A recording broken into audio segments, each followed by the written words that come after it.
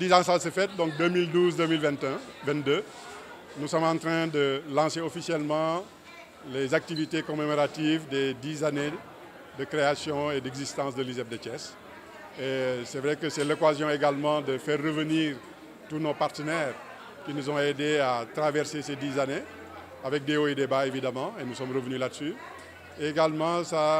les partenaires techniques et financiers qui, sans eux, on n'aurait pas pu décoller comme nous avons décollé actuellement. Sans oublier évidemment maintenant les autorités administratives, ministérielles, civiles, militaires,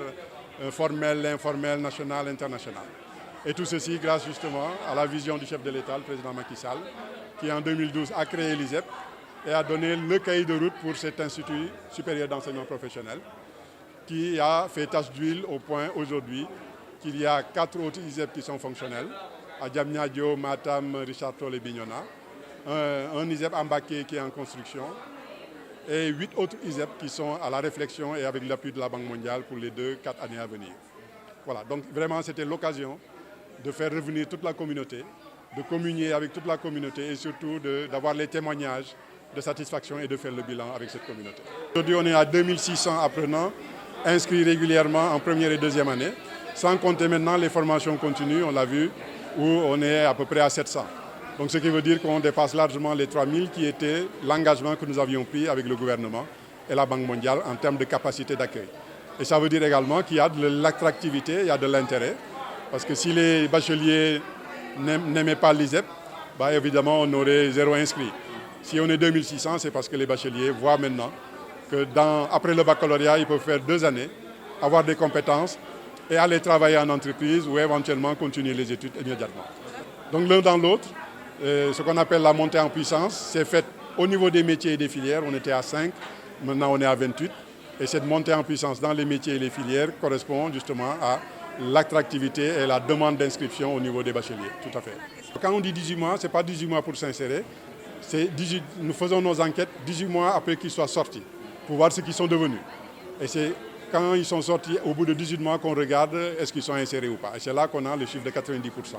après 18 mois. Mais ils ne mettent pas 18 mois pour pouvoir s'insérer. Voilà, c'est ça la nuance. Et donc c'est un très bon taux d'insertion au niveau national. Ça, il faut bien l'avouer. Et certains métiers même, on a un taux qui est supérieur. Mais des efforts doivent être faits, notamment en termes d'entrepreneuriat. Parce que le tissu économique du Sénégal ne pourra peut-être pas insérer l'ensemble des diplômés au niveau du réseau. Et donc, du coup, accompagner les jeunes diplômés de telle sorte qu'ils créent leur propre entreprise, ça, c'est le prochain défi que nous avons pour les 10 prochaines années à venir. Tey moom dañoo décidé sargal ISEP ndax fukki at yi ñu am tey jii ndax 2012 ci le président de la République Macky Sall créé ISEP tey ñu ngi ci 2022 fukki at yooyu nag dañu ni tey jii ci la ñuy lancé manifestation boo xam ne dañuy woo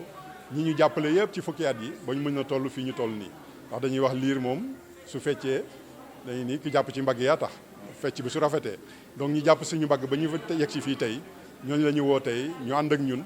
vraiment fàttaliku démb et puis xool tamit fan la ñuy nar a jëm ëllëg donc ñi assisté ci cérémonie bi gis nañ ni vraiment wax nañ fi wax ju rafet wane nañ ni fi ñu jógee fi ñuy yegg si tey jii vraiment def nañ jéego yu am solo soo jëlee ci mbirum xale yi ñuy jàngee fii 2012 bi ñuy tàmbali juróom-ñaar fukk ak ñeent la ñu woon ñu nekkoon biir Thiès ci ay bâtiment yoo xam ne dañ ko loué woon tey jii suñ koy lim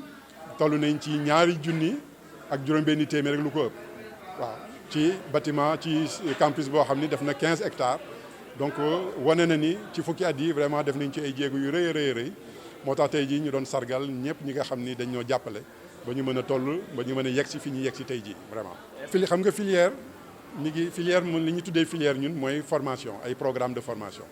programme de formation yooyu 2012 bi ñuy commencé juróom la woon jàpp juróom-ñaar tey jii ñu ngi ci 20 ak juróom-ñett filière saa yi su xale yi bëggee ñëw ci ISEP saa yi ñu bëgg a ñëw nombre ji bëgg a yokku il faut ñu créer ay métiers yu bees waaye métiers yooyu du loo xam ne dañuy toog rek daal di koy créer toujours dañu ciy waxtaan ak entreprise yi ak ñi nga xam ni suñu génnee ñoo leen di recruter ñu wax ni daal su leen buggee affaire yi dox voilà métiers yi ak métiers yi yooyu gën a war a ubbi moo tax fi ñu toll nii lu xale yi di gën a bari di gën a laaj ISEP ñun ci bi ñuy gën a ubbi ay métiers yu bees waaye fi ñu toll nii am na li ma leen wax léegi nii lu tolloog daanaka ñetti junni xale moom la ñu prévoir woon bi ñuy tabax campus bi ce qui fait que presque yegg nañ ci maximum bi ñu yegg nii léegi nag ñu ngi xalaat naka la ñuy fekkee dañoo bëgg a yokk ay xale naka la ñuy yokkeewaat métiers yi waaye tamit naka la ñuy organiser waat campus bi pour mën leen a recevoir. li ñuy wax sooy wut liggéey moom la ñuy wax employabilité ci français sooy wut liggéey ñaari nit di wut liggéey ki nga xam ni am na métier xam nga wala doy wax est-ce que am nga métier ñun fii métier la ñuy jox xale yi nga xam ni su génnee xale bi am métier par rapport ak beneen ki mu maaseel jàng doog moom te kooku amul métier évidemment su ñuy dem di wuti liggéey xam nga moom moo koy jiitu donc ñun ci foofu la ñuy liggéeyee ba nga xam ni xale yi ku fi génn wax dëgg yàlla fekkee métier rek la ak xarañte ak mën-mën compétence amul kenn ku leen di jiitu waaye am na secteur yoo xam ne nag at bii day dox at bii du dox ndaxte Covid bi wane na ni entreprise restauration hôtel yu bari dañoo tëjoon loolu xale bi lu mu xarañ tamit hôtel bi su tëjee du mën a liggéey waaye économie Sénégal daal fii ak mi ngi dox ñu jëm ci émergence jàpp nañu xale yi génnee ci ISEP bi macha allah ku fi génn rek macha allah di nga am proposition liggéey xanaa kay yow yaay dem bëgg a continuer liggéey continuer jàng wala bëgg a dem étranger wala bëgg a def leneen waaye fekkee mën rek entreprise bu taxaw ni la kaay mën ngaa dem liggéeyal ko.